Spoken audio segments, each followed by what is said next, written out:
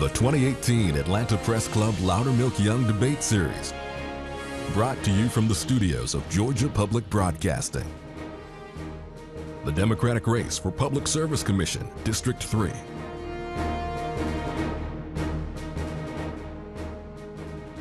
Good afternoon. I'm Drew Dawson, GPB Augusta station manager and midday news anchor and host on 88.5 GPB Atlanta and GPB's statewide network. Welcome to the Atlanta Press Club Loudermilk Young Debate Series, originating from the studios of Georgia Public Broadcasting in Atlanta.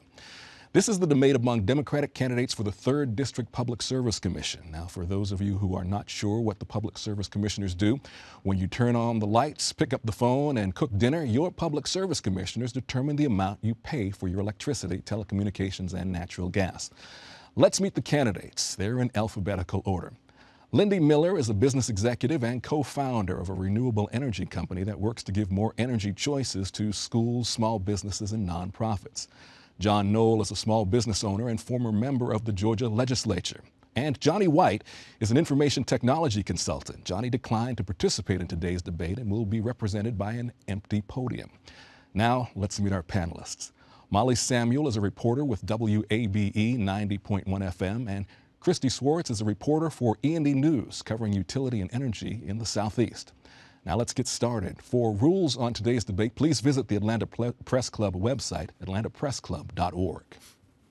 To start the debate, each candidate will be asked one question by one of the panelists. Christy Swartz, you get the first question to Lindy Miller. Hi. Hi. Georgia Power is filing its next long-term energy plan next year, as well as a proposal to adjust rates, likely to pay for whatever they propose in that plan. I saw on your website that you mentioned grid modernization. So what would you like to see in their plan that would move the grid into the future? Thank you very much, Christy, and thank you all for having us here, to the Atlanta Press Club as well, and to Drew for moderating. Grid modernization has a lot of different meanings around the world, and I think there are many lessons that we're seeing coming out of other jurisdictions. Georgia Power has taken some significant steps around things like smart meters and automating elements of the grid. What we need to do now is take it to the next level. How are we going to use the information that we're able to obtain from those meters? What kinds of critical infrastructure are we going to protect with that smart infrastructure? How are we going to make sure that when we have damaging weather or other things, that our grid is taking us still in a reliable way or serving us in a reliable way? Molly Samuel, you may now ask John Knoll a question. Why are you opposed to the nuclear expansion at Plant Vogtle? Because it's too costly, and it doesn't pencil. It doesn't make economic sense. I have been in business now for 19 years. I've been in the energy space for 20. And I understand economics. I've made payrolls, lost money, made money, all these sort of things. When you look at Plant Vogtle, it's quite simple. You have a plant that they told us was going to be $14 billion and done in 6 years. Instead, they're telling us it's double the timeline, double the cost. Funny thing happens when you do that. The math gets worse. And in that intervening time, solar has gotten cheaper and cheaper and cheaper. And so we're in this world where all the clean and green technologies are the less expensive ones. And the old school technologies, and nuclear is an old school technology. Ultimately, it is turning a steam turbine. Heating water to turn a turbine. That's old technology. We need to move to a clean and a green future. And this, unfortunately, is a poor way of doing it with money. Vastly more expensive than other alternatives. And we should abandon it now and take our lickings. Well, that concludes the first portion of the debate.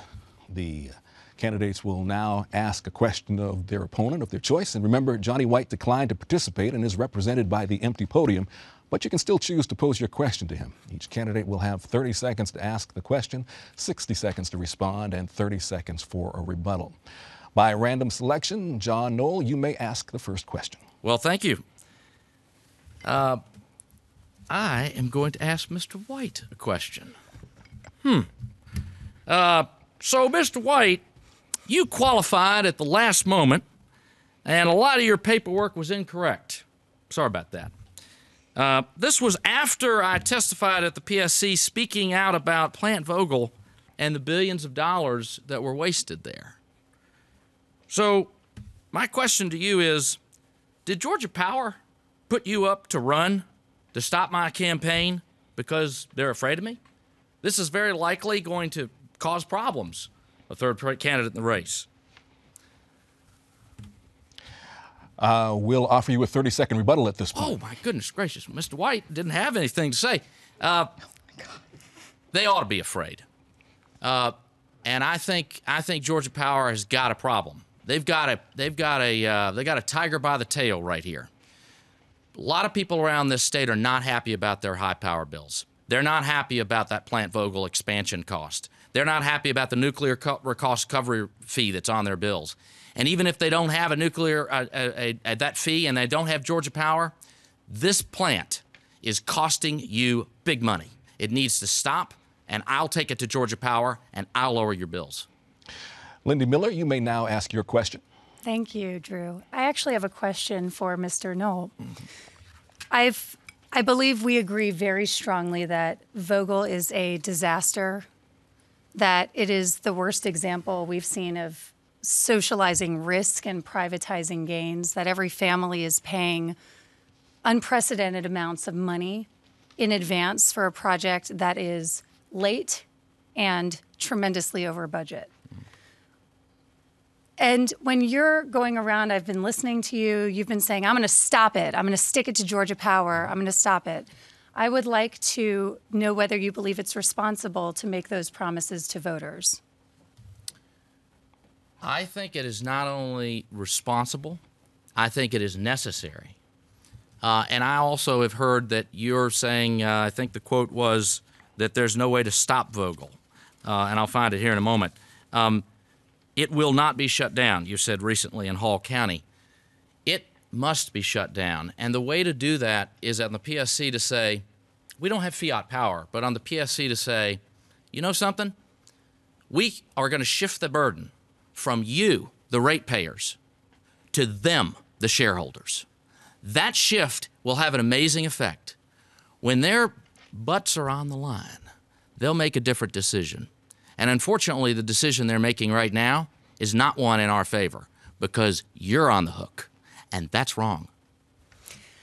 Your rebuttal? I believe that it is absolutely true that we need a consumer advocate on the commission, that again and again, Chuck Eaton and others on the commission have been rewarding mismanagement on our backs. Yes? And yet, every time a decision has been made, it has been made to go forward. You and I were both declined to speak. It has become very clear this project is going forward, and it's incredibly important, I believe, for us to now say, what can we actually do to protect ratepayers? How are we going to protect consumers? That's where I want to focus. Great.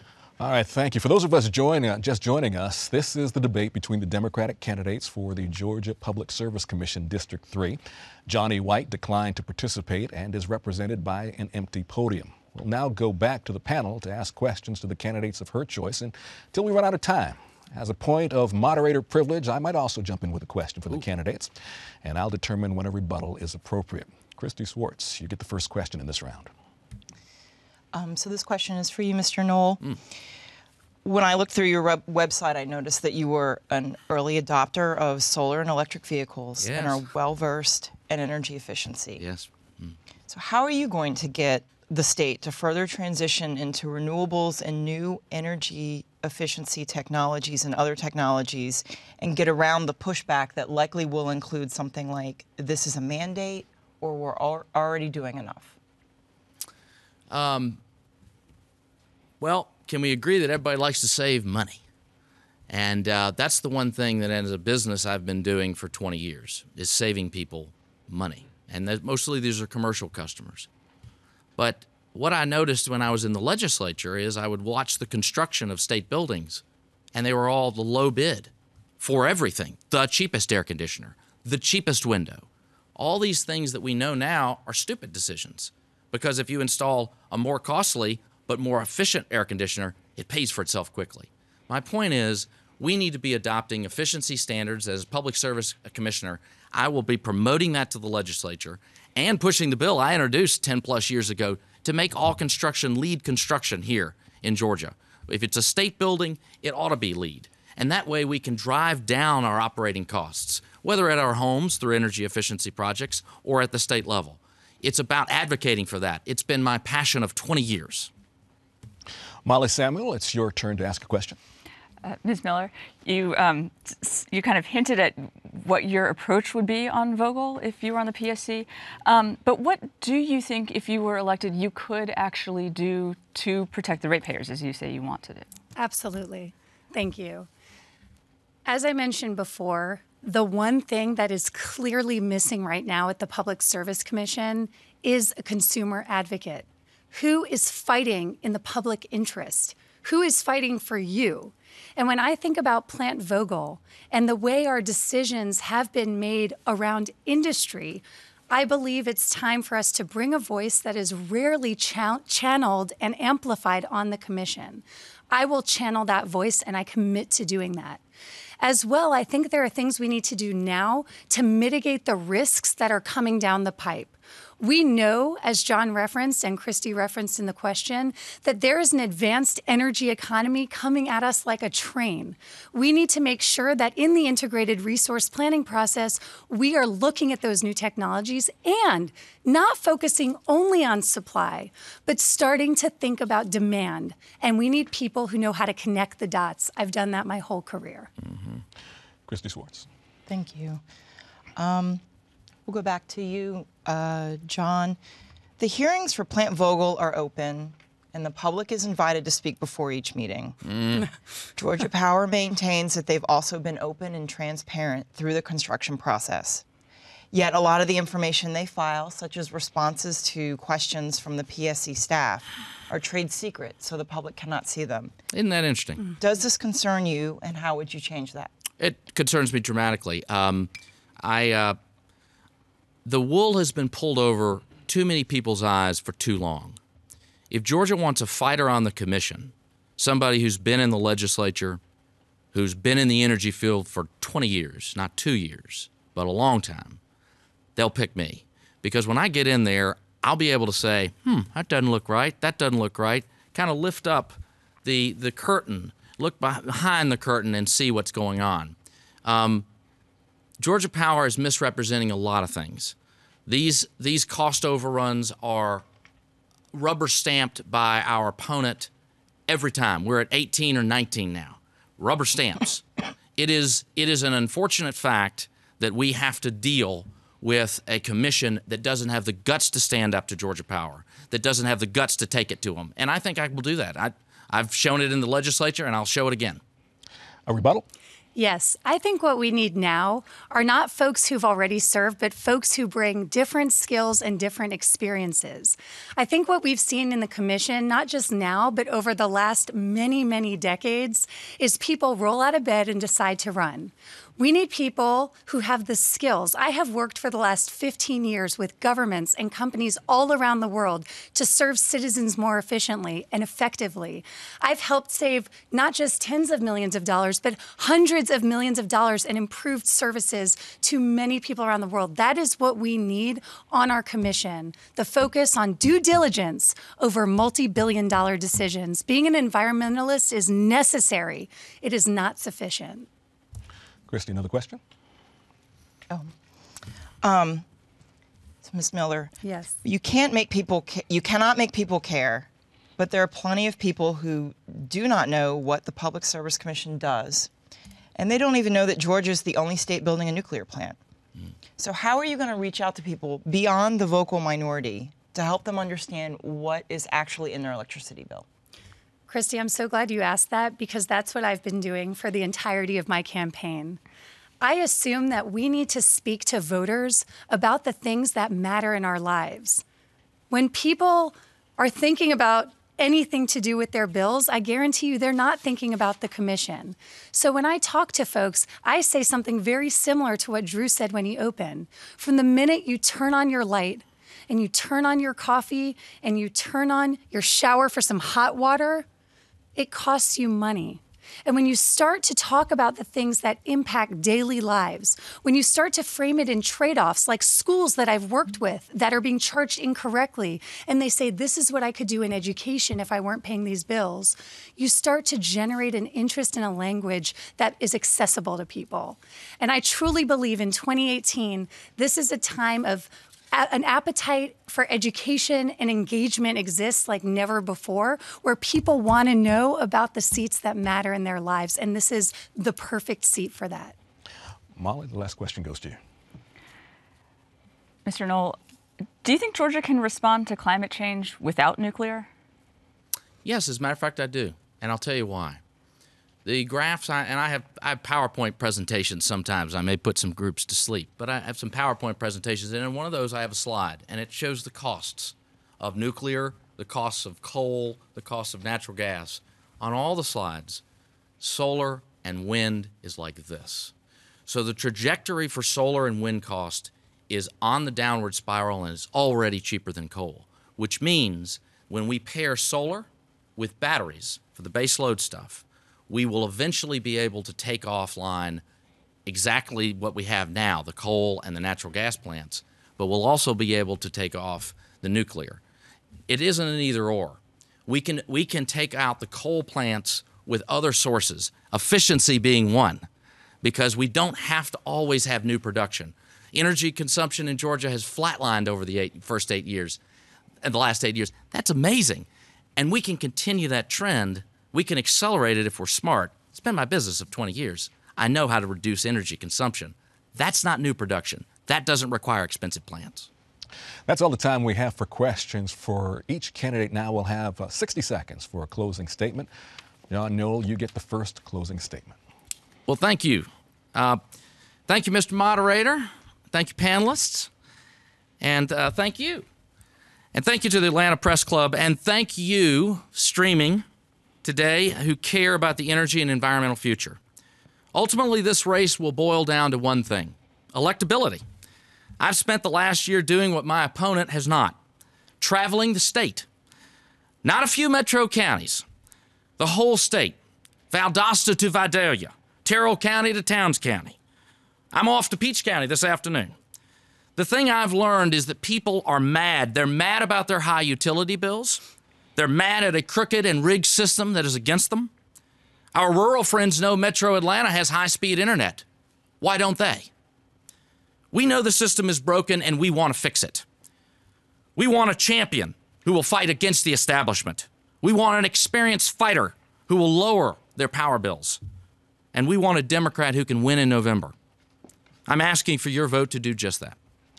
And Lindy Miller, it's your turn for a closing statement. I say may the best woman win. So a couple of months ago, I met a woman named Alexis in Rome, Georgia. And if you're listening, thank you, because you drove home to me how badly our system is broken, that our leaders are not listening. And I will tell you, I am not an expert in everything that the commission covers or we've talked about, but I know what I'm good at. I'm good at listening. I'm good at asking questions, and I am really good at standing up when I see something is wrong. I also know how to connect the dots. This is a seat about growth. It's a seat about bills and jobs and the environment and about access and voice, and mostly, this is a seat about social justice. Are the decisions that we are making bringing everyone up, or are we leaving people behind? Are they in special interests or in your interest? Vote for me and I will fight for you, I will listen to you, and I will be accountable to you. I say chuck him out. It's Miller time. That concludes our debate. We'd like to remind voters that the primary election will be held on Tuesday, May 22nd, and early voting has already begun. Our thanks to the candidates and to our panel of journalists. We'd also like to thank the Atlanta Press Club for arranging today's debate. For more information about the Atlanta Press Club and all the debates they will host this primary election season, visit atlantapressclub.org. This debate will be archived there and on Georgia Public Broadcasting's website, gpb.org. I'm Drew Dawson. Thanks for joining us for the Atlanta Press Club Loudermilk Young Debate Series.